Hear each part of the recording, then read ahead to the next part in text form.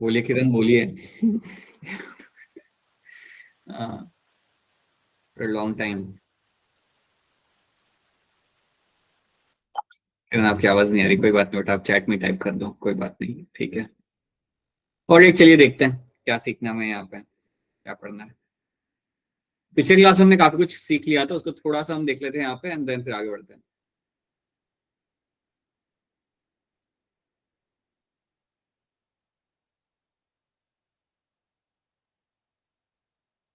सो पिछले क्लास में हमने काफी चीजें यहाँ पे देख ली थी। We have seen something like my electrovision. Sir मेरे एग्जाम चल रहे हैं सो इसलिए मैं रेगुलर नहीं हो पा रही थी। कोई बात नहीं बेटा, कोई बात नहीं।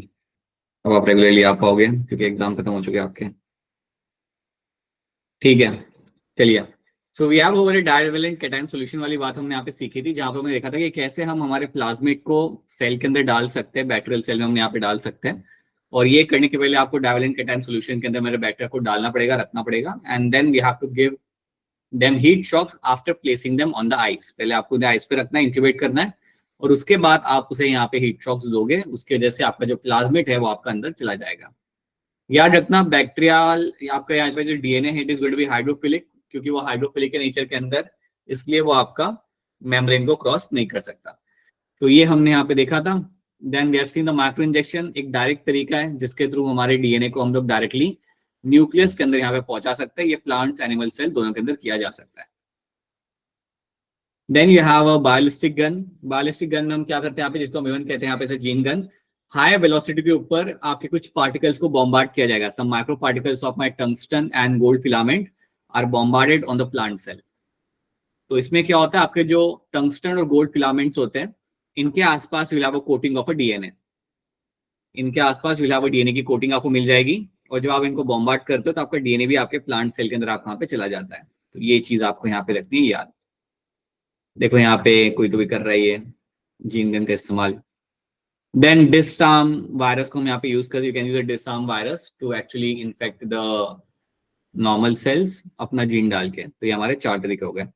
देन हमने देखा था हमारे यहाँ पे how do we do the recombinant DNA technology, हम कैसे इस्तेमाल करते हैं। स्टेप बाय स्टेप हमने देखा था कि कैसे किया जाता है।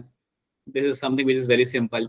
आइसोलेशन ऑफ डीएनए, एंजाइम इस्तेमाल करना, उसे ब्रेक करना, देन जेल इलेक्ट्रोफोरेसिस रन करना, right? So we have seen all those things. So I won't be repeating this thing because they are like very simple. Isolation of DNA.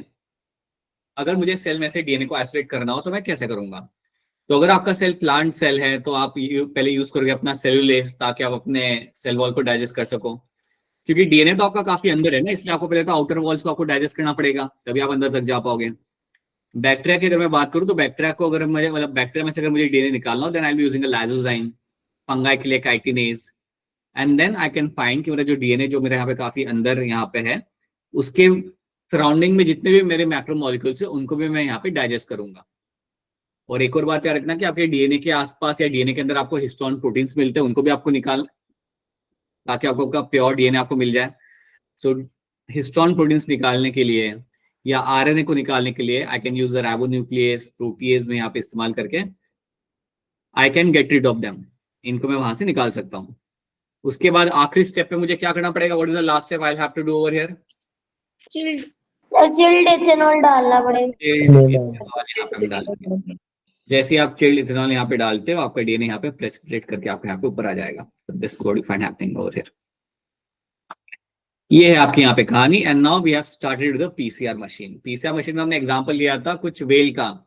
अगर आपको Yes, well sir. मिली पानी के Yes. आसपास, तालाब के आसपास, तो आप क्या करते हो, आप उसका डीएनए निकालते हो, right. You take out DNA, you get a small piece of DNA. अब आपको क्या करना है, उस डीएनए को आपको एम्पलीफाई करना है। आपको उस डीएनए को एम्पलीफाई करना है, वहां पे उसका नंबर आपको वहां पे बढ़ाना है। You have to make a large number of copies. तो ये है आपके सामने पीसीआर मशीन। और हम क्या करते हैं, हम एक यूज करते हैं एपेंड्रॉ। अब अगर मुझे डीएनए की कॉपी बनानी है तो किसी का तो माइक ऑन है, मोनिका। अगर आपको डीएनए की यहाँ पे कॉपी बनानी है तो आपको यहाँ पे लेना पड़ेगा आपको यहाँ पे एपेंड्रॉप। और एपेंड्रॉप में आप डालोगे अपना सैंपल डीएनए। सैंपल डीएनए के बाद आप वहां पे डालोगे अपना यहाँ पे primer. So after that will be adding a primer in that. Primer डालने के बाद आपने अगली चीज यहाँ पे डालनी है आपका डीएनए पॉलीमरेज। लेकिन ये कोई मामूली डीएनए पॉलीमरेज नहीं होगा। ये डीएनए पॉलीमरेज आपको आपने एक्सट्रैक्ट किया है एक थर्मो एसिडोफिलस बैक्टीरिया में से, जिसका नाम है आपका थर्मस एक्वेटिकस।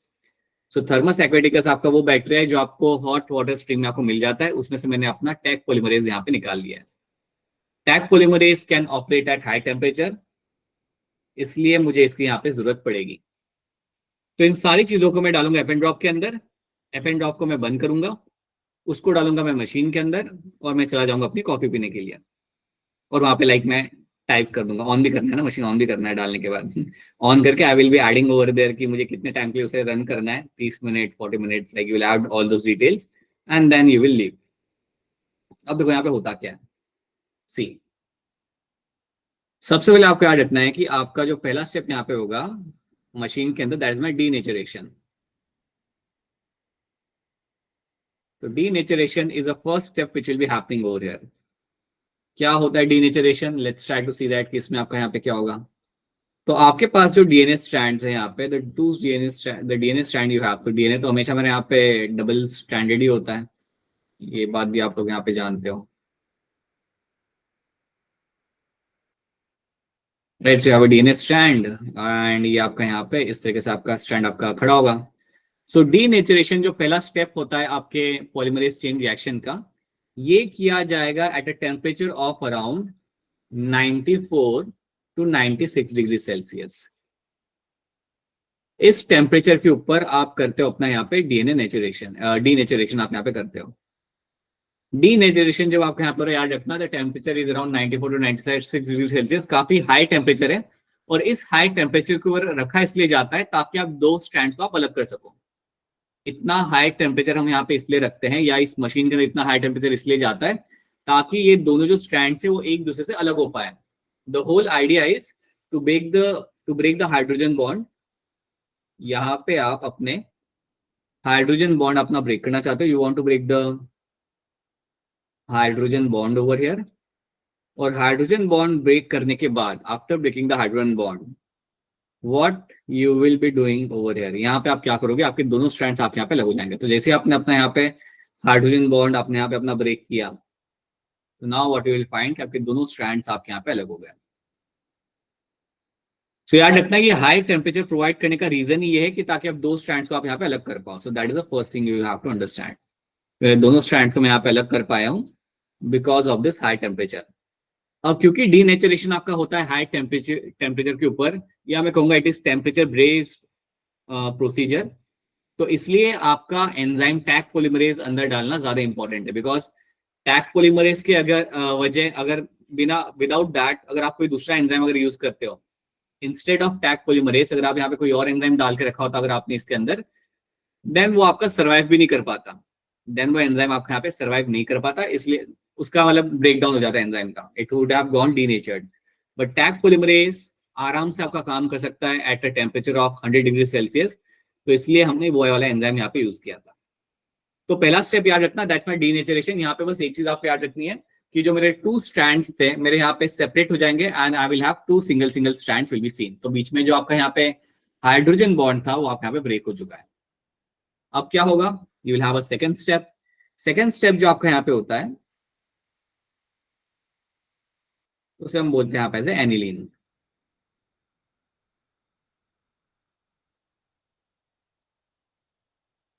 एनिलिंग जब आप यहाँ पे कर रहे होते हो तो इसके अंदर आपको यहाँ पे क्या होते मिलेगा, so when you do the annealing over here you will be finding कि आपके जो दो स्ट्रैंड्स आपके यहाँ पे हैं, आपके जो दो स्ट्रैंड्स यहाँ पे हैं, सो ये आप दिस वन स्ट्रैंड जो आपके यहाँ पे सेपरेट हो चुके हैं, इनके पास आके बैठेगा एक प्राइमर। सो एनिलिन के दौरान याद रखना जो मेरे दो स्ट्रैंड्स यहाँ पे अलग हो चुके हैं इनके साथ आके बैठेगा यहाँ पे प्राइमर। तो यहाँ पे क्या प्राइमर आके बैठेगा और यहाँ पे आपका एक प्राइमर आके बैठेगा। So will find a primer will come and sit over, तो यहाँ पे आपका एक प्राइमर आएगा and here you will find one primer will come and sit over there. ठीक है, अब याद रखना ये बात काफी क्लियरली आपको यहाँ पे याद रखनी है कि प्राइमर हमने स्टार्टिंग में डाला था, भूलना मत, प्राइमर हमने स्टार्टिंग में ही डाला था बिकॉज हम जानते हैं कि बिना प्राइमर के आपका काम नहीं हो सकता। ओके, तो प्राइमर हम स्टार्टिंग में डालते हैं इसी चीज के लिए। So annealing is something which will be happening. अब सवाल यहाँ पे ये आता है कि ये जो आपका इवेंट हो रहा है एनिलिन वाला, ये आपका कितना टाइम लेगा, so how much rather I should say ये कितना टेम्परेचर पे काम करता है। So annealing is something which will be happening at around between 40 to 65 degree Celsius. 40 to 60 degree Celsius के बीच में आप टेम्परेचर के अंदर आपका एनिलिन यहाँ पे होते हुए मिल जाएगा। जनरली जो नॉर्मली आपके पीसीआर मशीन आपके यूज की जाते हैं वो 55 डिग्री पे काम करते हैं एनिलिन कराने के लिए, but this is the range which you have to understand. ये रेंज आपको हमेशा याद रखनी है। तो हमारा टेम्परेचर पहले हाई था, फिर एक क्या होगा अपने अंदर, मशीन क्या करेगा, अपना टेम्परेचर नीचे लेके आएगा। तो जब अपना टेम्परेचर नीचे लेके आता है, वो लेके इसलिए आता है ताकि प्राइमर आके अपना बैठ जाए, प्राइमर आके अपने आप को अटैच कर ले अपने दो साइड्स के साथ। So you can find this primer coming and sitting at a particular location. So ये प्राइमर आके अपना ऑक्यूपाई कर ले अपनी starting side. That is called as my annealing over here. Annealing मेरा यहाँ पे एक बार हो जाता है ना, then the last step over here is going to be my extension. आखिरी स्टेप जो मेरा यहाँ पे आएगा, that step over here is going to be your extension. अब जब मैं डिस्कस करता हूँ यहाँ पे एक्सटेंशन, तो यहाँ पे याद रखना है आपको कि एक्सटेंशन आपका किया जाएगा at a temperature of around 72 degree Celsius. 72 से लेकर 74 डिग्री सेल्सियस के रेंज के अंदर आप करते हो अपना यहाँ पे एक्सटेंशन। तो एक्सटेंशन में आप यहाँ पे कर क्या रहे हो, आपके दो स्ट्रैंड्स आपके अलग हो चुके हैं। यहाँ पे दो स्ट्रैंड्स जो आपके पास थे वो दोनों आपके यहाँ पे सेपरेट हो चुके हैं पहले स्टेप के अंदर ही। इनके पास आके लग चुका है आपके यहाँ पे प्राइमर इनका यहाँ पे आके लग चुका है। So you have your primer coming and sitting over here.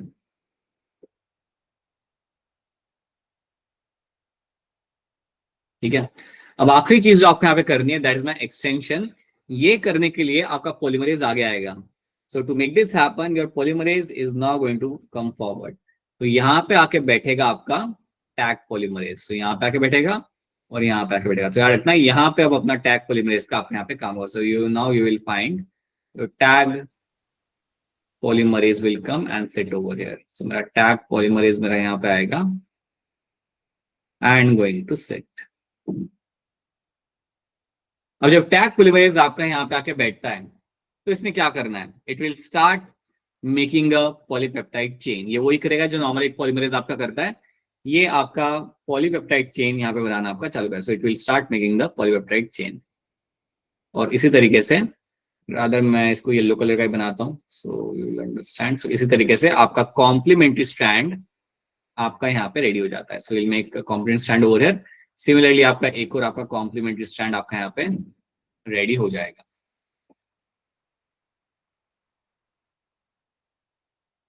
ठीक है, तो यहाँ पे हमारा ये स्ट्रैंड हमारा रेडी हो गया। जैसे ही आपका एक साइकिल खत्म हुआ, आपका एक और साइकिल चालू होगा। तो जैसे आपने थर्ड स्टेप पे अपना एक्सटेंशन यहाँ पे कर लिया, अपने आप मशीन ऐसे कैलिब्रेट होती है कि वापस वो एक नया साइकिल स्टार्ट करेगा। अब मशीन जब नया साइकिल स्टार्ट करेगा तो अब सोचो वापस क्या होगा, मेरा वापस से चालू होगा मेरे यहाँ पे डीनेचरेशन। दैट मीन्स अब ये जो दो डीएनए मेरे मॉलिक्यूल अभी भी जो मैंने यहाँ पे बनाए हैं, दे विल अंडरगो डीनेचरेशन। और वापस से फिर यहाँ पे एनिलिंग होगा और इसके बाद वापस से आपको यहाँ पे एक्सटेंशन होगा। तो इस तरीके से आपके मल्टीपल साइकिल्स आपके यहाँ पे रन होंगे। सो यू कैन एक्चुअली रन, वो आप डिसाइड कर सकते हो कि कितने साइकिल आपको यहाँ पे रन करने हैं। How many cycles you have to run, that is something you can decide आपकी रिक्वायरमेंट के हिसाब से। अब पहले मुझे ये बताओ कि क्या आपको ये तीन स्टेप्स आपको यहाँ पे समझ आ रहे हैं? Are this three steps clear to sir. Right? पहले आप denaturation, then you do the annealing over here and then you do the extension. ये तीन चीजें आपने यहाँ पे करनी है। टेम्परेचर तीनों के याद रखना, कभी अगर क्वेश्चन आ गया टेम्परेचर के ऊपर बेस्ड, देन आपको आंसर करना आना चाहिए। एंड एंजाइम हम यहाँ पे टैग पॉलीमरेज इस्तेमाल क्यों करते हैं, ये आपको यहाँ पे क्लैरिटी होनी चाहिए। उसका इस्तेमाल यहाँ पे इसलिए किया जा रहा है बिकॉज पीसीआर के अंदर हमारा टेम्परेचर एक टाइम पे बहुत ज्यादा था, तो इसलिए we need to have a polymerase जो इतने हाई टेम्परेचर को बर्दाश्त कर सके और वहां पे सर्वाइव कर सके। So that is why we have to use a Taq polymerase, right? जब हमने ये रन किया तो इसका एक सिंपल सा रूल है। रूल आपका यहाँ पे ये है, रूल ऐसा है आपका यहाँ पे कि एक साइकिल रन करने के बाद आपको मिलते हैं दो DNA, 2:1। So 1 is my number of cycle.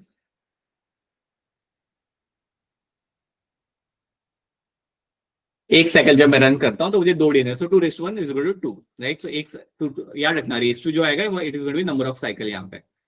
तो अगर मैं कॉफी पीने से कॉफी लेने के पहले अगर मैं यहाँ पे लिख के जाऊँ वहां पे that I want to run 30 cycle, अगर मैं 30 साइकिल वहां पे डाल के जाऊं उस मशीन के अंदर, तो चलिए बताइए क्या होगा इसका आंसर, चलिए बताइए जल्दी से। 60। अरे कौन था ये 60? बेटा ऐसे नहीं करते, बेटा ऐसे नहीं, सोचो थोड़ा। 60 थोड़ी होगा बेटा, 60 थोड़ी होगा इसका। अरे रेस टू है ना, ये पावर की वैल्यू है। मुझे बताओ अगर 2 रेस टू 2 होगा तो क्या वैल्यू होगा, 2 साइकिल होगा तो 2 साइकिल डीएनए आपको मिलते हैं यहाँ पे। और अगर मैं कहता कि आप अगर 3 साइकिल रन कर रहे हो तो आपको कितने डीएनए आपको यहाँ पे मिलते हैं? 8। 8। आई होप यू अंडरस्टैंडिंग, वही आपको 2 into 2 ऐसे करना है। सो इतने के ऊपर आपको कितनी वैल्यू आपको मिल जाएगी? 190। नहीं बेटा, बहुत बड़ी वैल्यू मिलेगी आपको यहाँ पे। ये तो कैलकुलेट ही नहीं हो रही है, इतनी बड़ी है। हाँ वही, ये इतनी बड़ी है कि कैलकुलेट ही आपकी नहीं हो पाएगी यहाँ पे। तो कैलकुलेटर ने इमेजिन। भी जवाब दे दिया। अच्छा by the way Tanveer, I hope कि आप कैलकुलेटर एग्जाम में यूज नहीं करते हैं। सच्ची नौ बताओ। से हाँ, टेस्ट में भी ठीक है। Right, and this goes to all of you. जब आप टेस्ट दे रहे हो ना, तो अपनी वो फॉर्मूला शीट लेके मत बैठा करो टेस्ट देने के लिए। ये क्वेश्चन कौन सा क्वेश्चन है जरा देख लेते हैं हम यहाँ पे, एंड देन क्वेश्चन सॉल्व कर लिया। Please don't do that.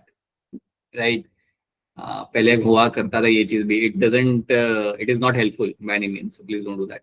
हाँ, रही बात इसकी, ये आप कैलकुलेट नहीं कर सकते, it will give a big number. Right, so आप इस बात को समझो कि एपेंड्रॉफ में आपने पहले डाला था अपना सिंगल डीएनए मॉलिक्यूल, लेकिन जब आप आधे घंटे बाद आके देखोगे या जब भी थोड़ी देर के बाद आके देखोगे तो आपके कितने सारे वहां पे डीएनए मॉलिक्यूल आपके होंगे। यही फायदा होता है मेरे यहाँ पे पीसीआर का। This is what my PCR is known for. तो पीसीआर जब आप रन करते हो, देखो यहाँ पे क्या लिखा हुआ है, after running your 30 cycles, after running your 30 cycles you can get billion number of DNA. So कितने ज्यादा नंबर ऑफ डीएनए आपको मिल जाएंगे ओनली बाय रनिंग 30 साइकिल्स। तो ये होता है आपका यहाँ पे, this is what you call it as a polymerase chain reaction. इतनी बार आपको याद रखनी है। प्राइमर आके लगेगा, अपना काम करेगा, एक्सटेंशन होगा, और जैसे ही आपका एक साइकिल हुआ तो वो वापस अपना दूसरा साइकिल वहां पे रन करेगा, बस। So this will happen all by itself. और इस तरीके से आप अपने डीएनए का नंबर अपना यहाँ पे बना सकते हो। क्या ये सब बातें आप सबको समझ आ रही है? Yes sir. Yes sir. बस बहुत बढ़िया, फिर आ गया आपको PCR. This is the only thing you have to know in the PCR. ठीक है, अब यहाँ पे बताओ इसका आंसर यहाँ पे आप क्या दे सकते हो। नाउ टेक योर टाइम, ध्यान से देखो, and then tell me what is can be correct answer over here. जल्दबाजी मत करना, जल्दबाजी बिल्कुल नहीं करनी है, और बताना इसका आंसर क्या होगा। चलिए चालू हो जाइए। हाँ दीपिका, चलिए हैंड रेस करिए फटाफट।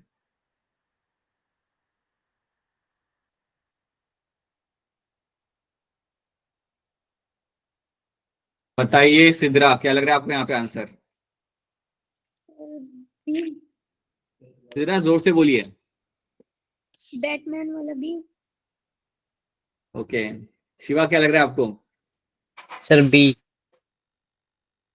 एंड मोनिका बता दो क्या होगा इसका आंसर। Option B. आप भी कह रहे हो बैटमैन वाला बी। चलिए देख लेते हैं हम यहाँ पे कहाँ से क्या मैच होगा आपका यहाँ पे। सो बैसिलस thuringiensis, अगर आपको याद हो तो आपने ये कहानी सुनी होगी इसकी पिछले चैप्टर में, जब हम पढ़ रहे थे हमारे यहाँ पे माइक्रोब्स इन ह्यूमन वेलफेयर, तब हमने ये बैक्टीरिया के बारे में सुना था।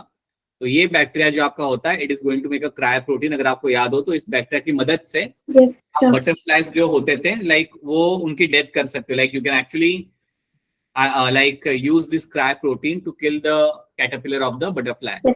यस तो ये हमने पढ़ा था, है ना? तो ये आपका 1 के साथ 4, एक के साथ 4 आ जाएगा।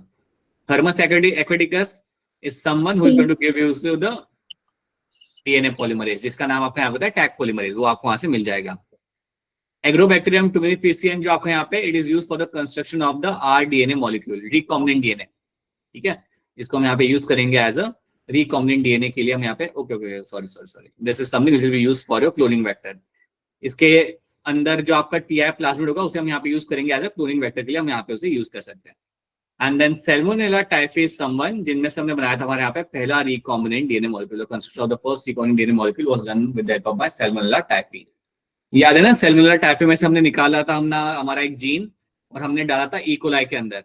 यस जीन ई कोलाई वो हमने सबसे पहले किया था।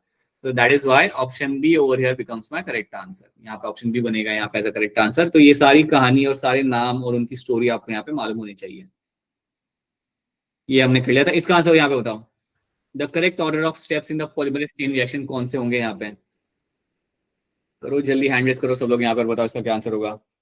बताइए महेश, क्या होगा इसका आंसर, बोलिए। Option D sir.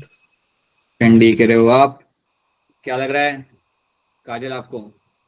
Option D sir. काजल बताओ, डीनेचुरेशन कौन से टेम्परेचर पे हम करते हैं?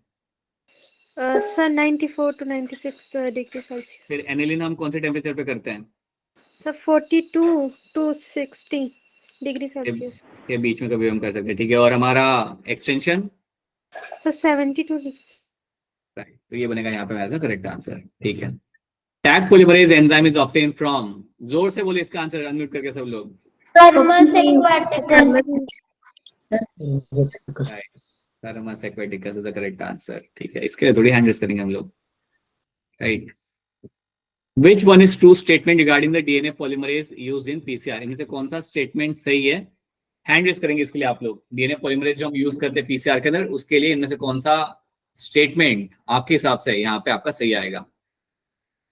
बताइए अपूर्वा, बताइए, बोलिए। D option. अच्छा, जानने क्या लग रहा है आपको? Option D. ऑप्शन डी आपका यहाँ पे सही आंसर है, बिल्कुल सही। It remains active at high temperature, बिल्कुल सही। So it remains active at high temperature. आसान सवाल है, सारे हो गए आपसे। Okay, now let's have a look at, बोलिए मोनिका, बताइए। सर जो प्राइमर होगा वो डीनेचुरेशन के टाइम भी होगा वहां पे प्रेजेंट या फिर हाँ, प्राइमर भी, प्राइमर सिंथेटिक प्राइमर है, उसको कुछ नहीं होगा, वो तो आपका अंदर ही रहेगा, उसको कुछ नहीं होता। Yes sir. Now, the next thing is going to be obtaining the foreign gene product. आपका जीन प्रोडक्ट हम कैसे निकालते हैं उसके बारे में हम यहाँ पे थोड़ा देखते हैं। सही, अब आप सोचो यहाँ पे कि एक बैक्टीरिया है और एक कमर्शियल बेनिफिट के हिसाब से सोचना। ऐसा सोचो कि आपकी खुद की फैक्ट्री है, वैसे आप सोचना। या आप ऐसा सोचो कि आप एक ऐसा रिकॉम्बिनेंट डीएनए बना रहे हो जिससे आपको फायदा होगा, राइट। तो फॉर एग्जांपल यहाँ पे मेरा एक रिकॉम्बिनेंट डीएनए है और इसमें मेरा इंसुलिन वाला जीन लगा हुआ है। फिर से इंसुलिन, कोई और प्रोटीन का नाम बता सकते हो आप लोग, या इंसुलिन रखे हम यहाँ पे? एड्रेनलिन। अरे नहीं, एड्रेनलिन भी हो गया, हो गया, एड्रेनलिन बनाओ ना कर रहा है। और कुछ बताओ। ऑक्सीटोसिन। ऑक्सीटोसिन भी बना तो चुके हैं हम लोग एक बार, चलो ठीक है, ऑक्सीटोसिन ले लेता हूँ यहाँ पे। क्यों बनाना चाहते हो कमर्शियली ऑक्सीटोसिन, क्यों बनाना चाहते हो शिवा, आप बता दो, ये भी बता दो। Why you want to make oxytocin commercially? Sir उससे से प्लांट का सेल ग्रोथ से जल्दी होता है। क्या क्या क्या? Tell me again. Plant growth oxytocin से? तो सर गिबरेलिन से होता है। You are talking about oxytocin Shiva. Sir इन दोनों टर्म में से कंफ्यूज होता है, गिबरेलिन का क्या काम है और ऑक्सीटोसिन का क्या काम है। Oxytocin is something you will find in the human body. ये ड्यूरिंग पार्चुरेशन इसका काम होता है। That is something you have to remember कि पार्चुरेशन के टाइम पे ये यूट्रिन वॉल के कॉन्ट्रैक्शन में काम करेगा और that is something is going to help to push the baby out. Second thing, milk secretion from the mother's body, वो आपका ऑक्सीटोसिन यहाँ पे करता है, ठीक है। चलो सर मैं मन में ऑक्सीजन सोच रहा हूँ। हाँ, आपके मन में ऑक्सीजन चल जाए और ठीक है ठीक है, चलो कोई बात नहीं, हम इंसुलिन लगाते हैं, हमारे इंसुलिन लगाते हैं। Let's come back to insulin. क्या बेटा तुम लोग, मतलब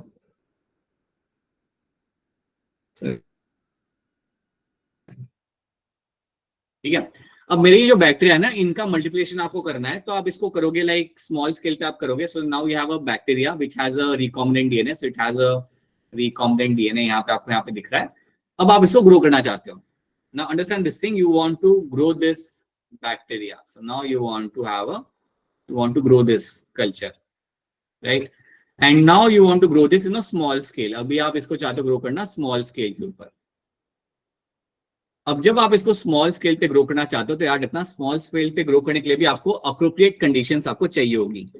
सो you need to have appropriate conditions, तब आप यहाँ पे ग्रो कर पाओगे। So you need to have appropriate conditions, and then only you will be able to grow them. और तभी आप क्या देख पाओगे कि इनका यहाँ पे ग्रोथ हो पाएगा, तभी आपका बैक्टीरिया ग्रो कर पाएगा। अब ये अप्रोप्रिएट कंडीशंस आपके यहाँ पे क्या हो सकती है?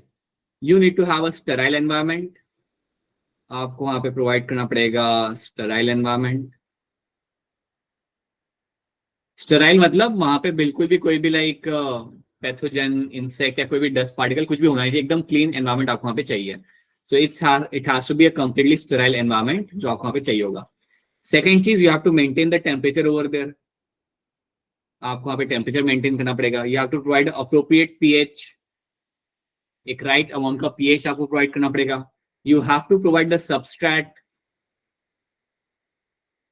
सबस्ट्रैट मतलब देखो, जब आप किसी माइक्रोब को ग्रो कर रहे हो तो ऐसे ही थोड़ी ग्रो करेगा, आपको उसे कुछ खाने के लिए देना पड़ेगा ना, तो ग्रो कर पाएगा वहां पे। तो वहां पे आप सबस्ट्रैट भी आप वहां पे प्रोवाइड करोगे जिसके अंदर वो आपका वहां पे ग्रो कर पाएगा। सो ये सब चीजों का आपको वहां पे ध्यान रखना है।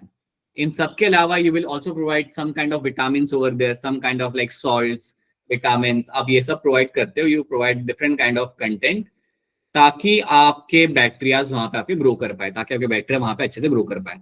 सिंपल सी बात है, अगर आप सोचोगे अगर मैं ई कोलाई ग्रो कर रहा हूँ, अगर मैं ई कोलाई ग्रो कर रहा हूँ तो मैं उसे खाने के लिए उसकी पसंदीदा चीज ग्लूकोज वहां पे दूंगा, तभी तो मेरे वो ग्रो कर पाएंगे वहां पे अच्छे से, राइट? इधर I will give them glucose, I will give them lactose अगर जरूरत पड़ी तो, बट जो भी उन्हें मुझे वहां पे देना पड़ेगा।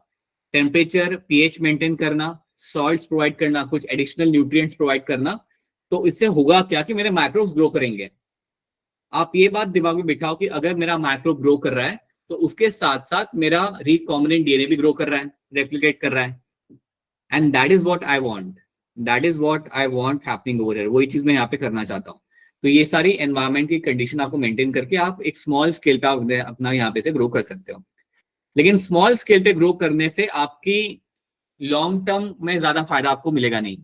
सो स्मॉल स्केल पे तो आप लैब में भी ग्रो कर सकते हो, this can be done in the lab. लेकिन अगर आप चाहते हो कि मेरे जो माइक्रोब्स हैं वो ग्रो करे बहुत ज्यादा अमाउंट में, like 100 and thousands of litre के अंदर, if I want, let's say if I want my microbes, अगर मैं चाहता हूं कि मेरे जो माइक्रोब्स हैं, if I want my microbes to grow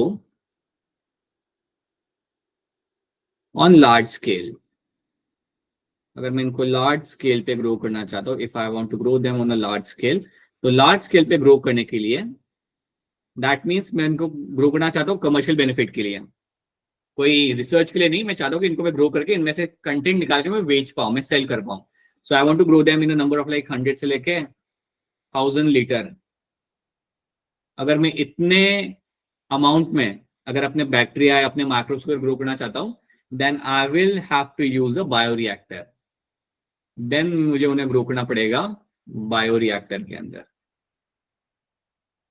ये बात है, अगर मैं उनको ग्रो कर रहा हूँ लार्ज स्केल पे, then I have to grow them in the bioreactor. Bioreactor एक सिलिंड्रिकल स्ट्रक्चर होता है, बड़े बड़े इंडस्ट्रीज में आपको मिल जाएगा, और इसके अंदर आप माइक्रोब्स को ग्रो कर सकते हो। So bioreactor are the structure, they are like large structure, जिसकी मैं पिक्चर आगे दिखा दूंगा आपको वहां पे, जिसके अंदर you can actually grow your microbes in a large amount. So they are like large cylindrical structures. These are my large cylindrical structures. जहां पे आप अपने माइक्रोब्स को बहुत अच्छे से आप अपना ग्रो कर सकते हो। अच्छे से इन the sense you can grow them in a large amount, तभी तो आपको वहां पे फायदा होगा। नहीं तो स्मॉल स्केल पे आप बेच थोड़ी पाओगे अपने प्रोटीन को। देखो एक बात आप यहाँ पे समझो, जब मैं यहाँ पे इनको ग्रो कर रहा हूँ, मेरा द होल आइडिया इज कि अगर मेरा इंसुलिन वाला जीन, अगर मेरा नंबर उसका बढ़ रहा है रिकॉम्बिनेंट डीएनए के अंदर, तो वहां पे इंसुलिन का प्रोटीन भी बनेगा। अब यहाँ पे हम एक सवाल को एड्रेस करेंगे, जो सवाल मैंने भी आपसे पूछा था और कल शिवा ने भी याद दिलाया था, कि हम कैसे एक फॉरेन हमारा ह्यूमन का इंसुलिन का जीन हम इसमें डाल पाते हैं। क्योंकि हमारे यहाँ पे कंसर्न यहाँ पे एक ये था कि हमारा जो इंसुलिन या हमारे जो डीएनए में जो भी जीन्स होते हैं, they have to undergo RNA processing. जब मैं डीएनए डालूंगा, जब भी जो भी हमारा डीएनए होता है, यू नो दैट कि हमारा जो भी जीन होगा उसके अंदर आरएनए प्रोसेसिंग करना जरूरी होता है। लेकिन हम तो यहाँ पे उसे डायरेक्टली लगा रहे हैं, और यहाँ पे तो आपका आरएनए प्रोसेसिंग हो भी नहीं सकता। तो यहाँ पे मेरा प्रोटीन बन के कैसे निकलेगा? तो अब इस चीज को हम यहाँ पे थोड़ा समझते हैं। Let's try to understand this thing. See. वैसे सबको सवाल समझ आया ना कि हम किस क्वेश्चन को एड्रेस कर रहे हैं? Yes, sir. All of Yes, you. sir. Yes. Normally हमारे डीएनए के अंदर क्या होता है, वी नो दैट डीएनए के अंदर होता है आपका आरएनए प्रोसेसिंग। हमारे अंदर after mRNA is form you do the RNA processing over there. But bacteria में ये सब नहीं कर सकते ना, बैक्टीरिया के पास तो कुछ एंजाइम ही नहीं होता वो सब करने के लिए। तो कैसे हमारा जीन हम वहां पे लगा पाते हैं? तो देखो यहाँ पे करा क्या जाता है, समझे, मेरा इंसुलिन वाला जीन है, ठीक है, ये मेरा वाला इंसुलिन वाला gene. So that's your DNA, let's say that's my DNA, gene बोल जाओ, दैट्स माय डीएनए। डीएनए में से आप बनाओगे पहले ये ह्यूमन डीएनए, ठीक है, ये मेरा human DNA, it's my human DNA जिसमें इंसुलिन का जीन भी है।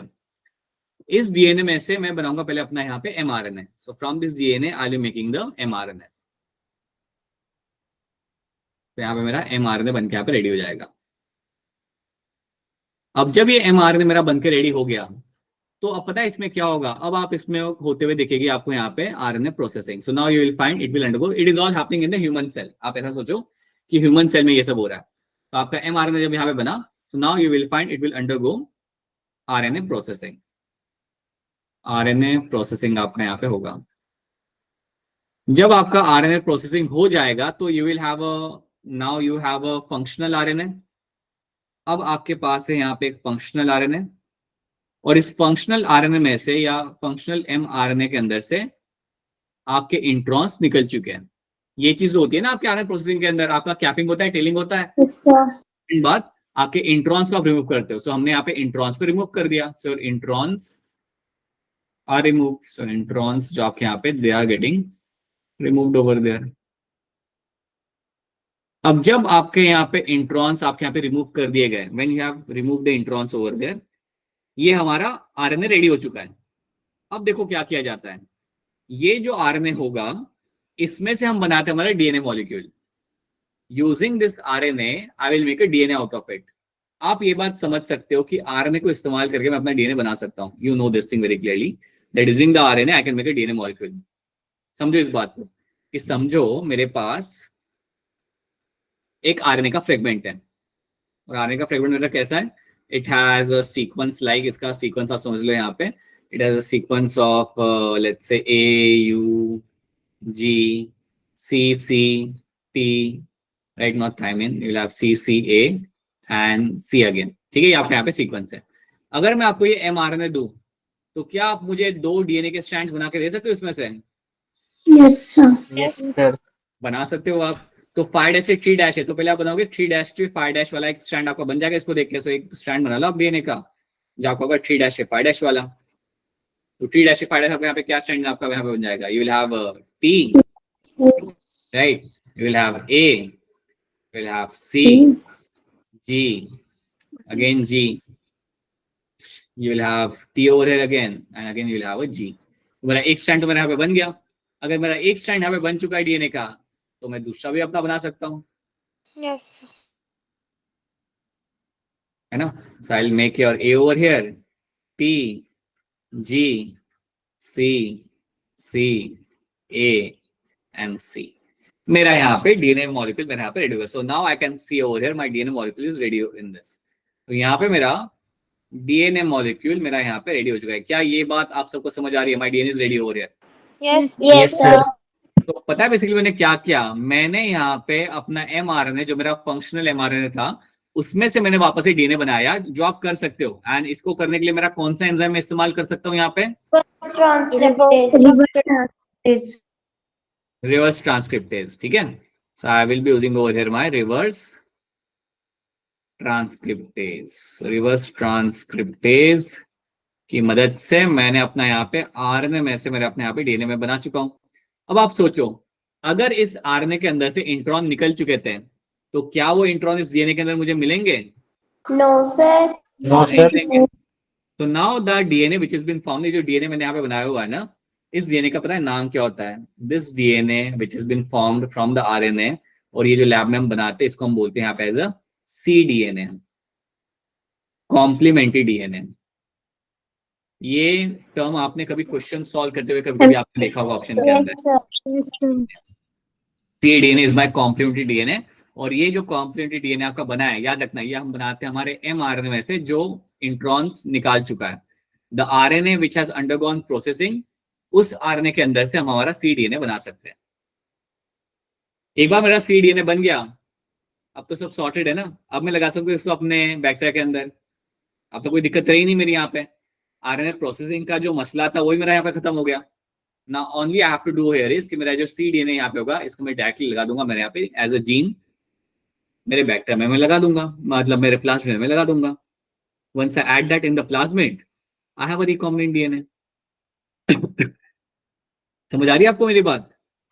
Yes, Yes, sir. sir. इस तरीके से आप अपने इस सिचुएशन को रिजॉल्व करते हो। So using the mRNA you can make your cDNA can be formed over here. और एक बार आपका कॉम्प्लीमेंट्री डीएनए आपके यहाँ पे बन गया, once your cDNA has been formed, अब आप इसको लगा दो डायरेक्टली बैक्टीरिया के अंदर। This is how it is been done. इस तरीके से आपका किया जाता है। आपका लाइक रिकॉम्बिनेंट डीएनए में बनाने के पहले आप ऐसे अपने जीन को रेडी करते हो and then you can add the gene in the plasmid. ठीक है, ये हमारा यहाँ पे हो गया। चलो देखते हैं यहाँ पे क्या लिखा हुआ है। Let's have a look. After a cloned gene of interest and having an optimized condition to induce the expression of a target protein, one has to consider producing it on a large scale. हमें फिर large scale पे से बनाना चाहिए, right? Can you think of any reason why there is a need of a large scale? या आप बता सकते हो मुझे कि large scale पे क्यों बताना है? Because you have to have a commercial benefit. If any protein encoding gene is expressed in a heterologous host, heterologous मतलब कोई दूसरा host. Heterologous host का मतलब यहाँ पे ये होता है कि अभी देखो हम लोग बैक्टीरिया के अंदर हमारा जीन डाला हुआ है ना, हम लोगों ने ह्यूमन इंसुलिन हमने डाला है बैक्टीरिया के अंदर बेसिकली, तो that is example of my heterologous host. हम एक ऐसे एनिमल के अंदर ऐसा जीन डाल रहे हैं जो उसमें बिलोंग नहीं करता, उसको हम बोलते हैं यहाँ पे एज हेटेरोलोगस होस्ट। क्या हेटेरोलोगस होस्ट टर्म समझ आ रहा है आपको यहाँ पे? Yes, sir. Then it is called as a recombinant protein. जो आपको प्रोटीन यहाँ पे मिलेगा दूसरा बोलेंगे यहाँ पे रिकॉम्बिनेंट प्रोटीन। आप इसे ग्रो कर सकते हो स्मॉल स्केल के ऊपर, बट याद रखना you have to grow it on a large scale अगर आपको इंडस्ट्री के लेवल पे अगर आपसे ग्रो करना है तो। और इंडस्ट्रियल लेवल पे ग्रो करने के लिए you have to use a bioreactor. बिना बायोरिएक्टर के आप ये नहीं कर सकते। ठीक है, so let's have a look over here. अब ये जो आपके सामने जो बड़ा सा कल्चर मीडियम है ना, इसको हम कहते हैं कंटिन्यूअस कल्चर मीडियम। इसको हम कहते हैं continuous culture medium.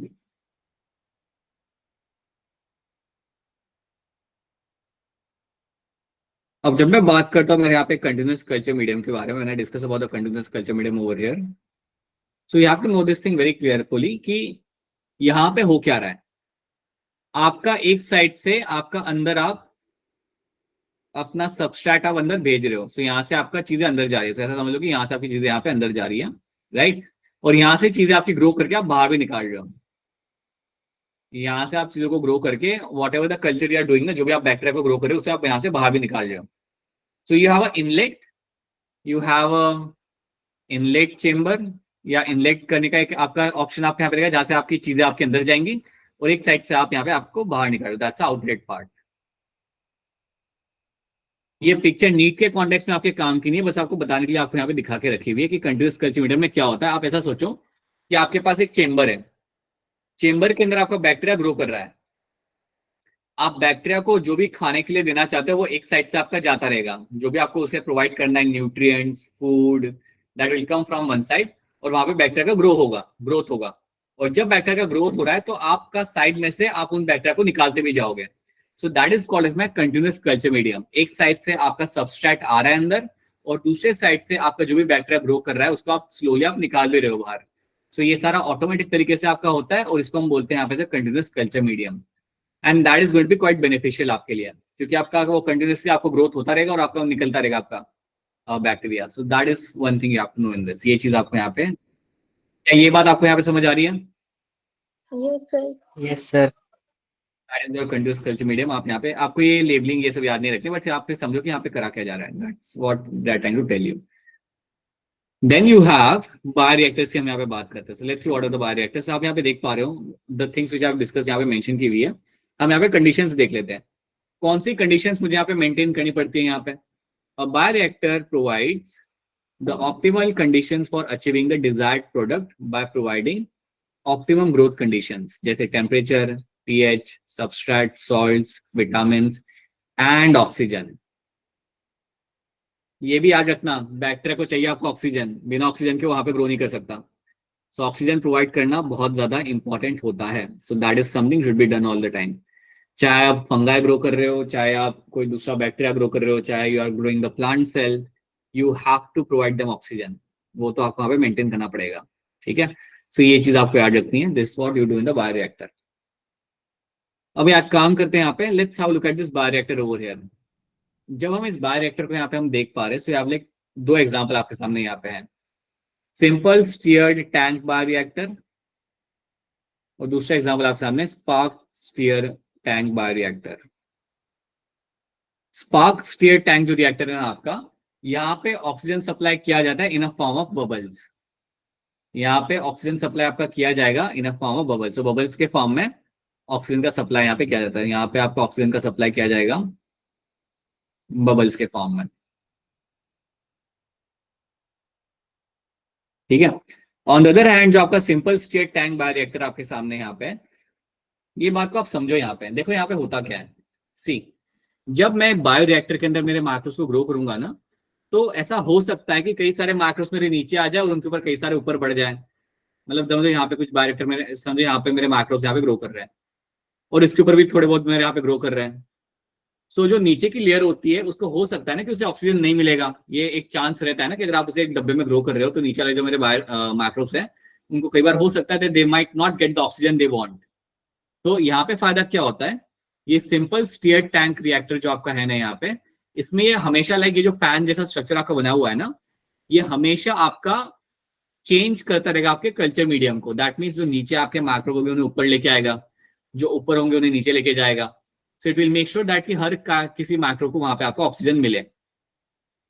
This structure over here, इसको हम स्टीयरिंग मतलब आप समझ पा रहे हो, इसको मिक्स करना। वो आपके माइक्रोब के ग्रोथ को हमेशा मिक्स करता रहेगा ताकि आपके जितने भी माइक्रोब्स हैं उनको अपना लेवल का ऑक्सीजन वहां पे मिलता रहे। That is what it is been known for. और नीचे से आपकी एयर तो आपकी प्रोवाइड की ही जाएगी, एयर तो आपके यहाँ से नीचे से आपके यहाँ पे आ ही रही है। और उसके साथ साथ यह है वो फोम ब्रेकर, मतलब इस रिएक्टर के अंदर ये भी कंट्रोल किया जाता है कि कितना फोम होना चाहिए। जब आप ऐसे माइक्रोब को आप ग्रो करते हो तो वहां पे फोम क्रिएट होता है और उस फोम को कंट्रोल करना इज ऑल्सो इंपॉर्टेंट। सो उसको भी यहाँ पे कंट्रोल किया जाता है। उसके साथ अगर आप यहाँ पे देखोगे तो आप पीएच को मेंटेन कर रहे हो, यहाँ पे टेम्परेचर को भी आप यहाँ पे मेंटेन करते हो। So everything is been controlled over here और इस तरीके से आप अपने माइक्रोब्स को अपना यहाँ पे ग्रो कर सकते हो। अब यहाँ पे एक चीज यहाँ पे मेंशन नहीं की हुई इस पिक्चर के अंदर, you have a sample slot. यहाँ पे आपको इवन मिलता है something called as my sample slot.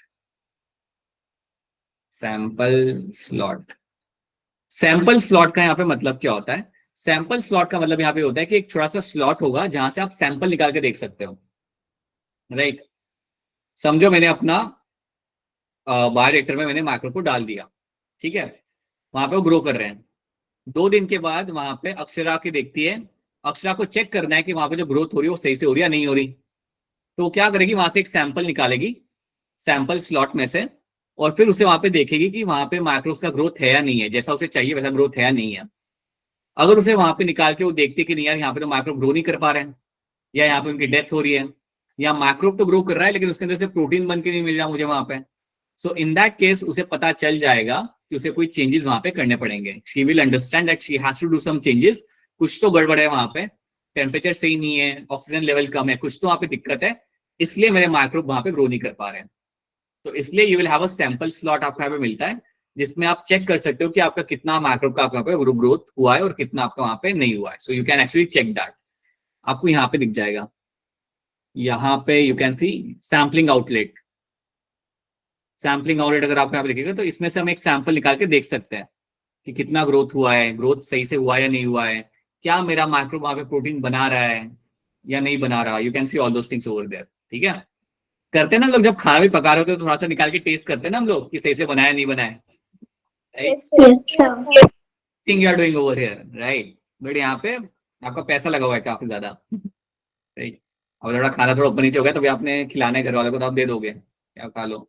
यहाँ पे there is some issue over there ना, देन आपको रिजॉल्व करना पड़ेगा, नहीं तो आपका पूरा कल्चर मीडियम बिगड़ेगा। तो that is why it is going to be important over here, right. चलो अब वो जो चीज मैंने आपको वहां पे मेंशन की थी ना, वही चीज आपके यहाँ पे सारी मेंशन की हुई है, ठीक है। यहाँ पे यही देखो, यहाँ पे ये वाली चीज आप यहाँ पे पढ़ो।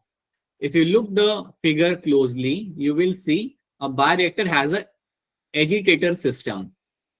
एजिटेटर सिस्टम मतलब ये वाला जो आपका ये हिला रहा है ना इसको, पूरे मिक्सचर को, जो आपका मिक्सचर को ऊपर नीचे कर रहा है, उसे ही मैं यहाँ पे बोलता है एज अ एजिटेटर सिस्टम, ताकि वो पूरे मिक्सचर को आपका मिक्स करता रहेगा और हर एक बैक्टीरिया को, हर एक मैक्रो को एक सही अमाउंट में ऑक्सीजन आपको यहाँ पे मिलता रहेगा, ठीक है। You have a oxygen delivery system, foam control system, temperature control, pH control and sampling port, so that small volume of culture can be withdrawn periodically। ये बात आपको यहाँ पे याद रखनी है, ठीक है। So these are the few things you have to know about the stirred tank reactor, और बाकी चीजें मैंने मेंशन की थी वो सारी आप यहाँ पे मेंशन करी हुई है, बस आपको इतनी बात इसके अंदर याद रखनी है। So क्या इतनी चीजें आप सबको यहाँ पे समझ आ रही है? Are these things clear to all of you? Yes, Yes. I hope अब आप खुद से कर पाओगे ये सब। अच्छा, आप में से किसी का ऐसा प्लान है कि ऐसा कुछ आप लोग सोचते हो क्या कि आगे जाके हम भी अपना खुद का फार्मास्यूटिकल कंपनी बनाएंगे, हम भी बनाएंगे हमारी वैक्सीन, ऐसा सोचते हो क्या आप में से कोई? सर मैं अभी सोच रहा था। अभी सोच रहा था शिवा, ठीक है। और कोई है शिवा के अलावा और कोई जो सोचता है? सब बायोटेक में इंटरेस्ट है। इंटरेस्ट है? नहीं बेटा, अभी तो एमबीबीएस की सीट चाहिए हमें। नहीं अभी नहीं अभी नहीं, नो बायोटेक, अभी एमबीबीएस की सीट चाहिए, उसके बाद करना बायोटेक, इस करने के बाद, ठीक है। सो हाँ, आप ग्रो कर सकते हो वैसे, like you do your biotech and अगर आप इंडस्ट्री ज्वाइन करते हो then you can learn all this things, right. आप तुरंत तो खुद के लेवल पे ग्रो नहीं कर सकते ये सब चीजें एकदम से, ये इतना आसान नहीं होता। आसान in the sense you need number of certificates and number of things are required, approval चाहिए होता है ये सब करने के लिए, क्योंकि आप वैक्सीन बना रहे हो ना, you are making something which is very important, right. But हाँ, लैबोरेटरी लेवल में तो कर सकते हैं। हाँ स्मॉल स्केल पे कर सकते हो, स्मॉल स्केल पे अपने लैब के अंदर करके यू कैन डू दैट, वो उसमें कोई दिक्कत नहीं आती। वो करने के लिए भी वैसे आपको परमिशन लगती है बट वो इतना उसमें रिस्ट्रिक्शंस नहीं होता, ठीक है। Now let's talk about my downstream processing. Downstream processing का यहाँ पे मतलब यहाँ पे ये होता है, अब सिंपल सी बात है बेटा, एक बार आपने अपना प्रोडक्ट बना लिया, once desired product is formed, once the desired product is formed, जैसे आपका एक डिजायर्ड प्रोडक्ट आपका बन जाता है ना, once the desired product is form, मतलब कि समझो आपका इंसुलिन, आपका प्रोटीन आपको मिल गया, समझो मेरा जो बैक्टीरिया है, मेरा बैक्टीरिया है और इसके अंदर मेरा इंसुलिन का प्रोटीन मुझे यहाँ पे मिल रहा है। सो मेरा यहाँ पे प्लाज्मिड बना लेता हूं, यहाँ पे मेरा प्लाज्मिड, मेरा जीन यहाँ पे लगा हुआ था एंड सब कुछ मेरा सही रहा, और सही लगने से, सही रहने के जैसे क्या हुआ, मुझे मेरे यहाँ पे इंसुलिन के प्रोटीन मुझे यहाँ पे मिल गया। So these are all my insulin का protein, all my insulin protein. अब बात ऐसी है यहाँ पे कि इस इंसुलिन प्रोटीन को आप यहाँ पे करोगे, निकालोगे, like you are going to extract the protein. अब एक्सट्रैक्ट करने के बाद आप तुरंत यूज नहीं कर सकते हैं कि हाँ जी बताइए किसको है डायबिटीज, आप ये नहीं कर सकते। So after extracting the protein, एक बार आपने इसको यहाँ पे एक्सट्रैक्ट कर लिया, once you do the extraction it has to undergo downstream processing. अब आपको इसके अंदर करना पड़ेगा, आपके यहाँ पे डाउनस्ट्रीम प्रोसेसिंग आपको यहाँ पे करना पड़ेगा। क्या होता है डाउनस्ट्रीम प्रोसेसिंग? एक बार आपने अपने प्रोटीन को निकाल लिया, ये तो मैंने सिर्फ एक ही सेल बनाया, ऐसे आपने सारे बैक्टीरिया में से अपना प्रोटीन आपने निकाल लिया, फिर आप करोगे उसका filtration, then you will be doing the filtration over there. Filtration करने के बाद you will be doing the purification, purification भी आपको यहाँ पे करना पड़ेगा। देन आप वहां पे ऐड करोगे अपने यहाँ पे प्रिजर्वेटिव्स, प्रिजर्वेटिव्स भी ऐड करना आपके लिए वहां पे इंपॉर्टेंट होगा, डालने पड़ता है प्रिजर्वेटिव, क्योंकि आप जानते हो कई सारे आपके वैक्सीन या कई सारे एंटीबायोटिक्स लंबे टाइम के लिए आपको यूज करने हैं, like so you will be adding preservatives in them, so that should be added over there, right. Then you will have to do the clinical trials, then you will have to do the clinical trials. Clinical trial किस पे करेंगे हम लोग पहले? Animal. Monkey. Rat. घोड़ा, पहले rat फिर monkey, घोड़ा को नहीं करना है घोड़े को नहीं इस्तेमाल करना है। You do it on a rat, you do it on a monkey, right, and then सब कुछ सही रह गया, फिर आप क्या करोगे, किस पे करोगे फिर उसके बाद? Human, Human. क्या फिर ह्यूमंस के ऊपर, right. So you do the clinical trials over here, right. आप क्वालिटी कंट्रोल यहाँ पे मेंटेन करते हो, you have to be very strict with the quality control, you have to maintain the quality control यहाँ पे, it's something you have to maintain. So quality control आप यहाँ पे मेंटेन करना पड़ेगा। और ये सब करने के बाद once you are done with all this things, then उसके बाद अपना प्रोडक्ट मार्केट में सेल कर सकते हो। ये सब अगली बार आपने सक्सेसफुली कर दिया, फिल्ट्रेशन कर दिया, प्रिपरेशन कर दिया, प्रिजर्वेटिव डाल दिए, और क्लिनिकल ट्रायल में आपको पता चला कि सारे रैट की डेथ हो गई। क्लिनिकल ट्रायल पे अगर समझो मोनिका ने एक ड्रग बनाया है यहाँ पे, लेट्स से अपूर्वा ने बनाया है, उसने एक ड्रग बनाया है यहाँ पे और उसने रैट्स को देना चालू किया वहां पे, और सारे रैट्स की यहाँ पे डेथ हो गई। तो अब अपूर्वा वहां पे क्या करेगी बताइए आप मुझे। Restart. You will have to do the restart over there. She'll have to go back and see कि उसकी वहां पे क्या गलती हुई थी, and you will have to start the process again. आपको ये बात शायद मालूम नहीं होगी, लेकिन जब एक ड्रग होता है ना, मार्केट में आने के लिए, उसके बनाने से मार्केट में आने के लिए लगभग 8 से 10 साल लग जाते हैं। It takes a huge amount of time. एक ड्रग बना के उसको मार्केट में आने के लिए जितना टाइम लगता है, imagine that it takes around like 8 to 10 years. Imagine this is the amount of time it takes. It has to undergo number of trials and it has to be seen to be working. आपको बहुत सारे trials वहाँ पे करने पड़ते हैं, कोई safety issue वहाँ पे नहीं है, and then it comes in the market. वो तो कोरोना हुआ था इसलिए आपका वैक्सीन बन गया जल्दी जल्दी के अंदर, because the world was suffering, इसलिए आपका तब भी उसमें देखोगे तो एकदम से नहीं बना था, 1 साल लग गया था आने के लिए वैक्सीन को। सो जब बेसिस पे जब आप कोई वैक्सीन या अगर आप बना रहे हो तो अपना ड्रग या कोई भी अगर मेडिसिन वगैरह बना रहे हो, एज सिंपल एज पैरासिटामोल, अगर आप कोई नया ब्रांड बनाते हो, इट टेक्स 8 to 10 years आराम से to get into the market. Interesting है ये भी, ये सब भी काफी इंटरेस्टिंग होता है। So this is what you do over here, and after that you can bring the product into the market. Then आप यहाँ से फिर मार्केट से आप रिलीज कर सकते हो कि चलिए यूज करिए इंसुलिन जो हमने बनाया बड़ी मेहनत से, यू कैन यूज दैट। सो ये जो हम यहाँ पे कर रहे हैं ना, फिल्ट्रेशन, प्यूरिफिकेशन, प्रिजर्वेटिव्स का इस्तेमाल, clinical trials, quality control, this all comes under the umbrella of my downstream processing. ये सब के सब मेरा आता है under the umbrella of my downstream processing. तो अगर आपसे कोई पूछे आपका फ्रेंड कि कैसे करते हैं हम लोग या क्या किया जाता है डाउनस्ट्रीम प्रोसेसिंग के अंदर, then these are the answers you should have, these are the things you do before you send the protein into the market. क्या ये सारी चीजें आप सबको यहाँ पे समझ आ रही है? Yes, sir. कुछ पूछा, बोलिए क्या कहना चाहते हो आप बेटा, बोलिए, मैं तो कुछ पूछ रहा था, बोलिए। सर क्वालिटी कंट्रोल में क्या करते हैं? क्वालिटी कंट्रोल में बेसिकली आप यहाँ पे देखते हो, यू एक्चुअली इंश्योर दैट कि आपका जो ड्रग है इसके like it is not having some ill effect on the person, right. और जो ड्रग के अंदर जो भी आपका वहां पे जो कंटेंट है, it is like very clinically measured. सो उसे हम कहते हैं यहाँ पे से क्वालिटी कंट्रोल, कि आपने जितने भी आपने यहाँ पे ड्रग्स बनाए उनके लिए जितना भी आपके जो भी इंग्रेडिएंट्स आपने यहाँ पे यूज किए, ingredients is a wrong term, but जो भी आपने यहाँ पे लाइक कंटेंट आपने यहाँ पे यूज किया उस ड्रग के अंदर, it should be like very एक सही अमाउंट उसका मेजरमेंट वहां पे होना चाहिए। That means it should have a values, या उसमें जो अमाउंट होना चाहिए वो बहुत सही होना चाहिए।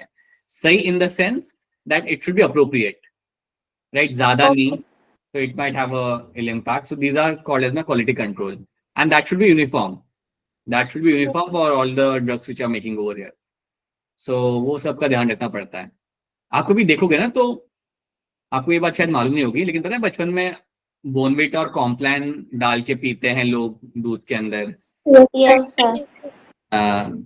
कुछ लोग लाइक बाद में भी पीते हैं, like you can always drink that kind of drinks, but उसके अंदर शुगर होता है। एंड किसी ने बीच में भी रेस किया था कंसर्न कि शुगर तो होना नहीं चाहिए, क्योंकि अगर आप ये रेकमेंड करो किसी बच्चे के लिए, देन कोई भी अगर आप प्रोडक्ट यूज कर रहे हो ना which is mixed with the milk and should be given to the child, then it shouldn't have sugar content. So these are all things like which has to be taken into account. So drugs के साथ भी ऐसा होता है कि drugs में क्या है क्या नहीं वो मेंशन किया जाता है। इवन जो प्रोटीन पाउडर जो आपको मिलते हैं ना खाने के लिए जो आपको मिलते हैं, जो जनरली एक एथलीट यूज करता है या जो जिम जा रहे हो तो यूज करते हैं, उसमें भी वो मेंशन करते हैं वो लोग कि क्या क्या कंटेंट कितने अमाउंट के अंदर है. So there are some content which should be always less. वो सब आपको वहाँ पे मेंटेन करना होता है. That is all my quality control. So you have to ensure all those things and then उसका approval आपको मिलता है. And then once you get approval, then you can use them. So कभी देखना, कभी कोई फ्रूट प्रोडक्ट होगा ना, कभी उससे लाइक Yes, sir. ऑब्जर्व करना, काफी चीजें आपको देखने के लिए इंटरेस्टिंग मिलेगी वहां पे. Yes, sir. नाइस. चलो ये आपका यहाँ पे हो गया. अगर आपको ये चीजें समझ आ रही है देन आपका चैप्टर यहाँ पे खत्म हो जाता है. 4 लेक्चर लगे इस चैप्टर को खत्म होने के लिए. This is where your chapter gets completed. So your chapter of your biotech has just got completed और आपके सामने यहाँ पे सवाल आ चुका है. Steer tanked bioreactor have been designed for. Hand raise करिए यहाँ पे and then give me the correct answer.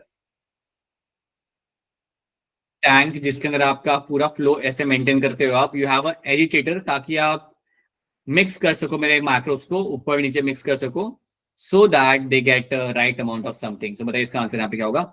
चलिए हैंड रेस करिए. आसान से सवाल है, इतना टाइम लेने की जरूरत है नहीं. बताइए दीक्षा क्या होगा इसका आंसर. Option D. चित्रा क्या लग रहा है आपको. C. बी लग रहा है आपको. C. बेटा एनएरोबिक कंडीशन थोड़ी हमें चाहिए. हमें तो चाहिए एरोबिक कंडीशन. एनएरोबिक कंडीशन मतलब जहाँ पे ऑक्सीजन नहीं होता. हमें तो चाहिए ऑक्सीजन वाली कंडीशन बेटा, तभी तो हमारे यहाँ पे ग्रो कर पाएगा. तो stirred tank bioreactor have been designed for availability of oxygen throughout the process.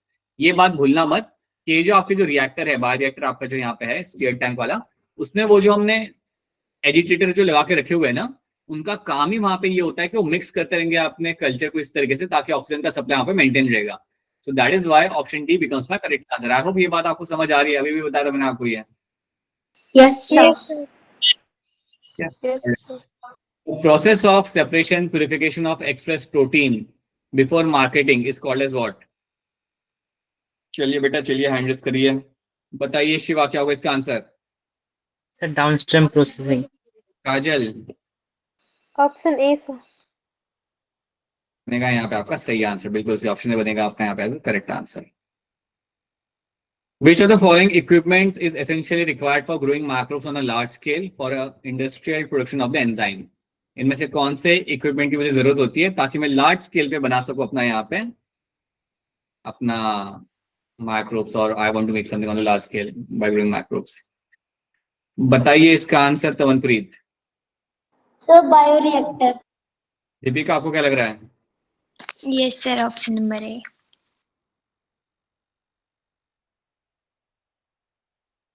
अगर मुझे लार्ज स्केल पे अगर मुझे ब्रेड बनानी है तो मैं क्या यूज करूंगा इनमें से.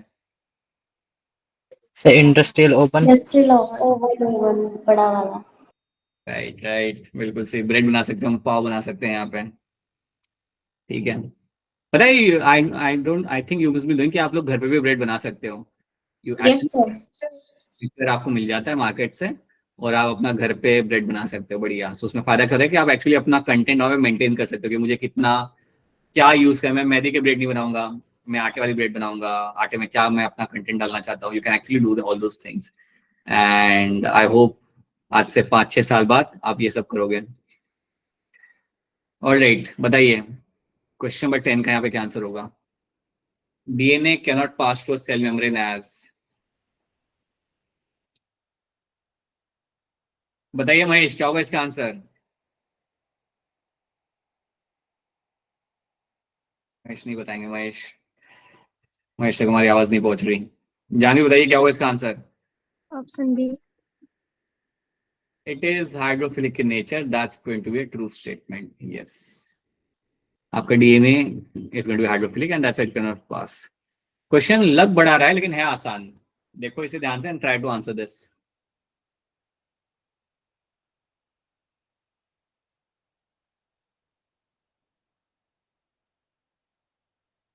fill in the blank ही है और कुछ नहीं है.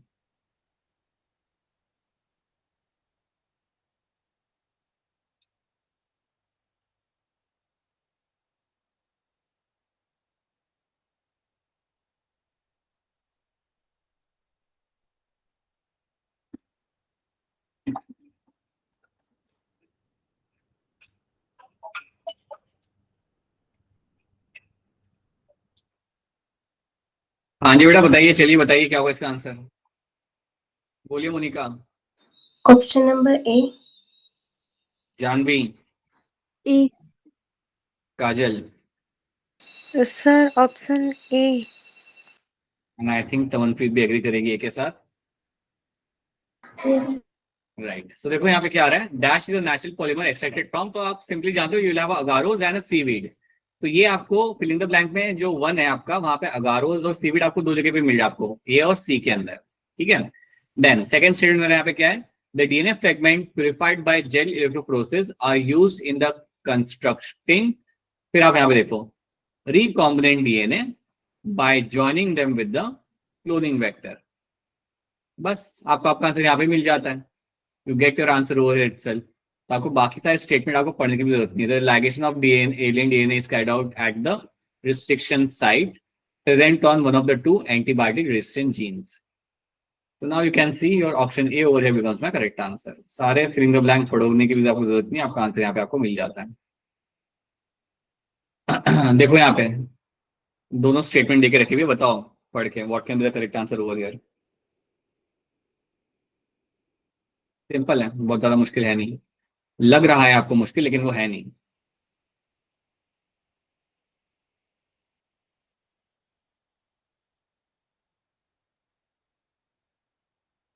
बताइए अपूर्वा। So A option. दीक्षा बोलिए। Option A. बाकी लोग भी देख लीजिए। Statement one, statement two. Statement one मेरी यहाँ पे क्या करिए, in insertional inactivation blue colour produced by a bacterial colonies indicate that a plasmid does not have insert in the bacterial genome. अगर ब्लू कलर डेवलप होता है that means कि plasmid के अंदर आपका जीन नहीं लगा हुआ है। अब मुझे बताओ क्या ये स्टेटमेंट सही या गलत है? सही है। करेक्ट है सर। करेक्ट है, सो ये स्टेटमेंट तो मेरा यहाँ पे हो गया true. So this statement over here becomes my true statement. ठीक है, then statement two, presence of insert results in the insertional inactivation of beta galactosidase enzyme and the colonies do not produce any color। अगर हमारा insert हो जाता है वहां पे, so that will lead to insertional inactivation और मेरा beta galactosidase वहां पे काम नहीं करेगा and you will have a colonies will have no coloration। क्या ये स्टेटमेंट सही है गलत है? करेक्ट है सर। अरे ट्रू है ना, यस सर। ये भी ट्रू है।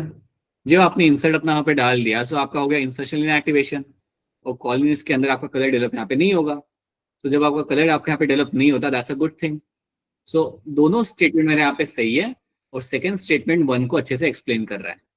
So that is why you will find your option A over here becomes my correct answer. Both statements over there are correct and two is a correct explanation of my statement one.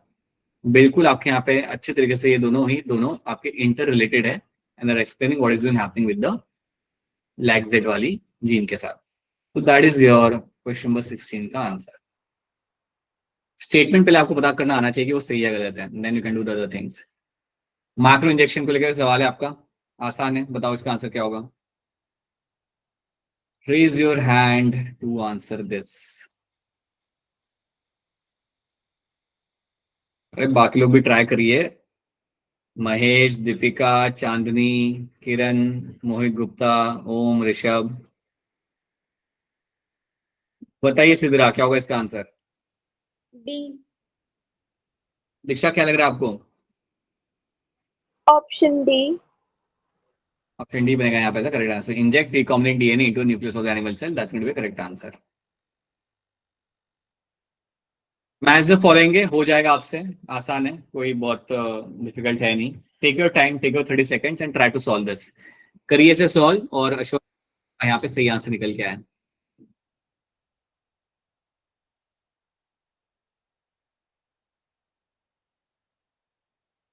Shiva क्या लग रहा है? Option C sir. अच्छा लग रहा है आपको यहाँ पे। Tavanpreet C sir, C. क्या लग रहा है आपको भी? चलिए क्या लग रहा है Deepika? Yes sir, option number C. चलिए देख लेते हैं हम यहाँ पे। सो एम्पिसिलिन जो आपके यहाँ पे है that is can be match with selectable marker size, हम मैच कर सकते हैं। ठीक है, right. Macromolecular separation, that is done with the help of my gel electrophoresis. So macromolecular separation जो आप कर पाते हो, that is your done, that can be done with the help of my electrophoresis. Then you have Hind 3 and PBR 322. अगर आपको hind 3 के बारे में आपको नहीं मालूम, आप पीबीआर 322 को तो आप जानते हो ना. तो डी के साथ मेरा यहाँ पे आएगा 1 आर्टिफिशियल प्लाज्मिड, एंड हाइंड 3 के साथ मेरा यहाँ पे आएगा Haemophilus influenza. So over here my option C becomes my correct answer. This is what you have to know. Question number 24. आसान सवाल है, सबको इसका आंसर आना चाहिए. ध्यान से देखो. In a process of insertional inactivation, उसको लेके 4 स्टेटमेंट आपके सामने रखी हुई है. आप बताइए कि इनमें से कौन सी स्टेटमेंट मेरे यहाँ पे सही है.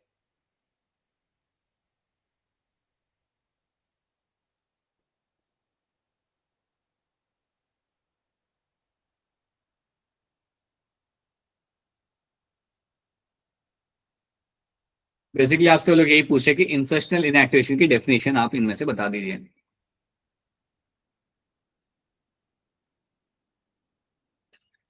बोलिए दीपिका, क्या होगा इसका answer? Option number A. Right. Shiva, क्या लग रहा है? Yes, sir. First option. Option first बनेगा यहाँ पे मेरा करेक्ट आंसर. ये recombinant DNA is inserted within the coding sequence of enzyme beta galactosidase, resulting in inactivation of the enzyme. So yes, option A बनेगा यहाँ पे एज अ राइट आंसर. बहुत बढ़िया. In polymerase chain reaction, after denaturation step, why does the mixture needs to be cooled down to lower temperature? Denaturation के बाद हम temperature को नीचे क्यों लेके आते हैं?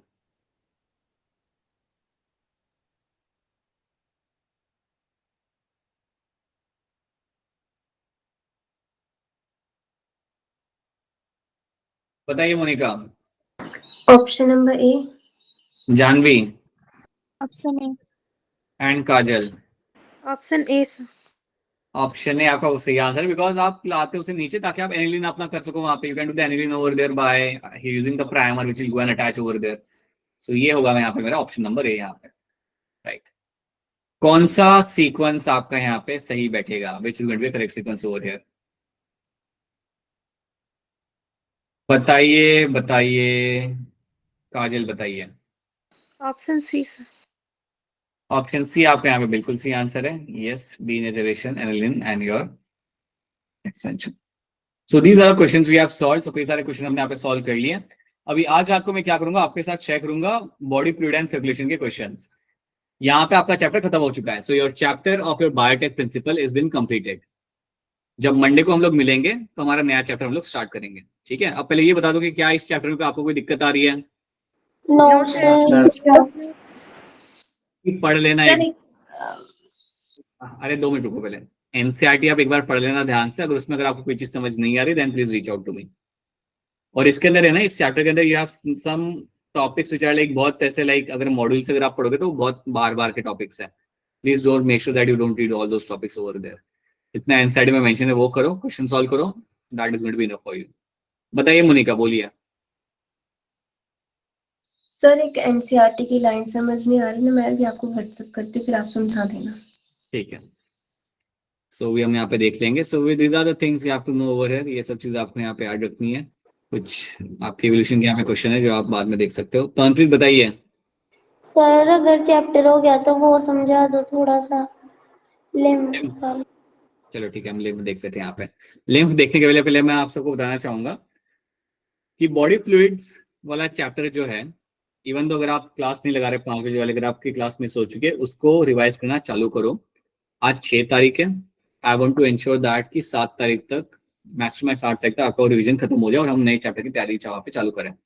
So quickly do the revision of the body fluid and circulation का चैप्टर. और जब मैं क्वेश्चन शेयर करूंगा आज शाम को तो उसके ही करूंगा. तो क्वेश्चन सॉल्व करो and share that with me. ठीक है. और क्वेश्चन अगर शेयर नहीं कर रहे, अगर लग रहा है कि मैं रिवाइज करके शेयर करूंगा या करूंगी तो कोई बात नहीं, अपना टाइम ले लो and then you do the question solving.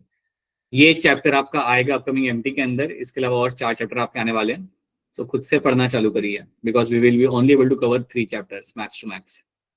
ठीक है. So start doing this. Right. बाकी अगर किसी का कोई सवाल है तो सवाल पूछ लीजिए, और एल्स आपका लेक्चर यहाँ पे खत्म होता है. हम लोग फिर मिलेंगे मंडे को एक बार फिर. सो बाय, गुड नाइट. रमनप्रीत आप रुक जाना, बट अगर किसी और का कोई सवाल है तो रुक सकता है, और else you can leave. Bye.